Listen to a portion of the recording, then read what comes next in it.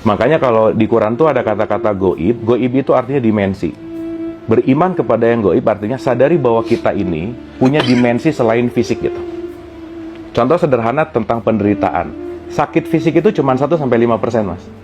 95%-nya sakit mental. Psikis. Mas Hendra pernah dengar gini nggak? Pikiran bisa membuat kita sakit. Betul ya? Iya. Berarti kalau pikiran bisa membuat kita sakit, berarti pikiran bisa membuat kita sehat. Iya dong. Sip ya? Betul. Makanya nanti kuncinya di pikiran nih. Gitu. Makanya pikiran itu sebetulnya tools. Nah sekarang pikiran yang harusnya jadi tools, sekarang dia jadi master gitu. Dia menguasai kita. Bukan kita menggunakan pikiran, tapi kita digunakan oleh pikiran. Nah, fakta Mas Hendra. Satu hari kita tuh punya 60.000 sampai 70.000 pikiran. Satu hari. Kebayang nggak? Oke. 1 jamnya berarti kurang lebih 5.000 pikiran. Disadari atau tidak, 1 jam dari 5.000 pikiran, 75%-nya negative thinking. Sadari aja. Kebayang nggak? 75% dari 5.000 pikiran negative thinking. Dan 90%-nya itu pengulangan. Maka kita ini perpaduan antara manas dan isa. Maka disebut manusia gitu. Perpaduan antara manas dan isa. Yes. Makanya disebut manusia. Sip. Maka ketika kita bisa mengolah manas, isanya hadir. Oke, sip. Itulah nanti isa turun gitu. Awakening. Maka isa ini nanti simbol dari kasih sayang, welas asih, kesadaran, simbol dari kesucian, itu ada di sini gitu. Dan itu terjadi dalam diri kita semua. Dan itu terjadi di dalam diri kita gitu. Makanya kenapa dalam setiap agama ada ritual gerakannya, Mas? Gitu ya, Kang ya. Iya dong. Oke. Sa'i ada lari, gerak buat emosinya bagus. Sholat ada gerakannya. Gitu. Semuanya ada gerakannya. Kenapa? Karena kalau tubuh tidak bergerak, emosinya nggak bagus. Kalau pikiran, perasaan, emosinya stabil, kita bisa loncat ke sini. Maka kita mampu mengobservasi pikiran kita. Kita mulai ngecek, aku lagi ngerasain apa nih sekarang? Aku lagi mikir apa nih sekarang? Sehingga kalau kita udah mulai ininya tenang, bisa hadir utuh di sini, Mas. Itu namanya fokus. Fokus dalam bahasa Islam itu disebut khusyuk gitu. Yang membuat manas ini bergejolak, itu indera. Pendengaran, penglihatan, penciuman, perasaan, perabaan. Iya. Berarti, kalau jiwa saya atau mana saya nggak mau terlalu bergejolak, tutup nih semuanya. Gitu loh, Mas. Makanya sebenarnya, kalau kita bicara dalam perspektif, kan jari kita tuh 5 nih. Dan yang paling penting, leher ke atas tuh kan lubangnya ada 7 tuh. Jadi si 5 ini gimana cara menutup yang 7? Supaya si pendengaran, penglihatan ini close, supaya nggak banyak, dalam tanda petik ya, terjebak dengan faktor eksternal gitu. Makanya cara paling mudah meditasi, tutup mata, biarkan pendengaran kita mendengarkan apa yang dia mau. Nggak usah dinilai, nggak usah dianalisa, dengerin aja. Dan ketika kita udah mulai masuk ke situ, kita akan masuk ke nafas, dan seterusnya lah ya, ini panjang ceritanya. Tapi poinnya, apa itu meditasi? Menjarak antara aku dan pikiranku. Sehingga aku bisa mengobservasi gitu. Oke. Gitu, Mas. Clear ya, teman-teman, soal meditasi ya. Oke, nah, terkait dengan itu tadi, Kang. Sudah bergerak, ya, semua sholat wajib dikerjakan, bahkan yang sunnah-sunnah, qobliyah, ba'diyah, tahajud, duha dikerjakan.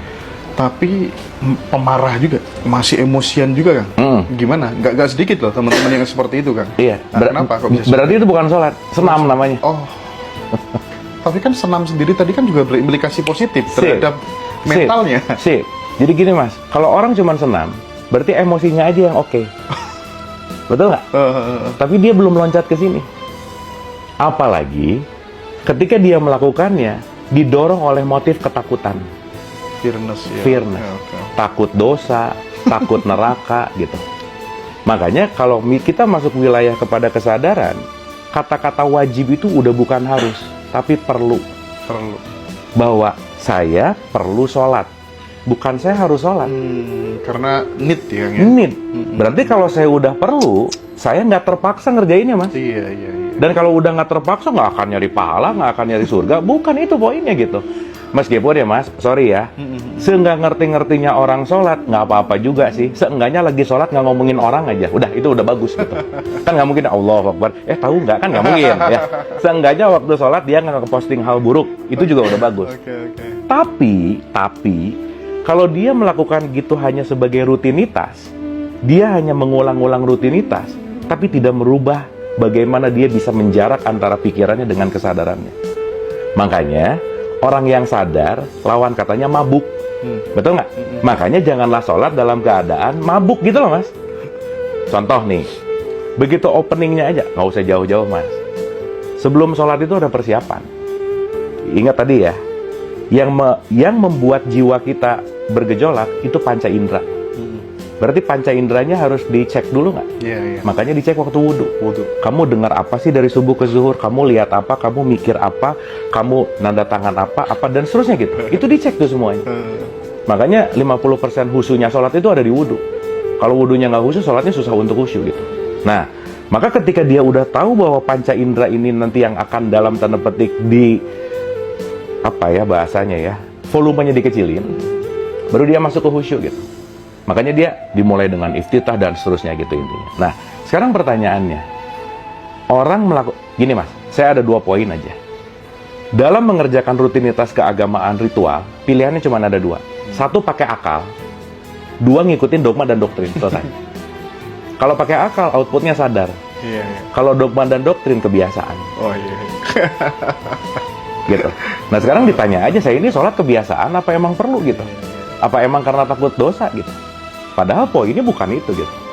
Sholat itu intinya kamu perlu jeda sesaat deh dari kesibukan keseharian. Masa sih dari pagi mikirin cuan mulu gitu misalnya?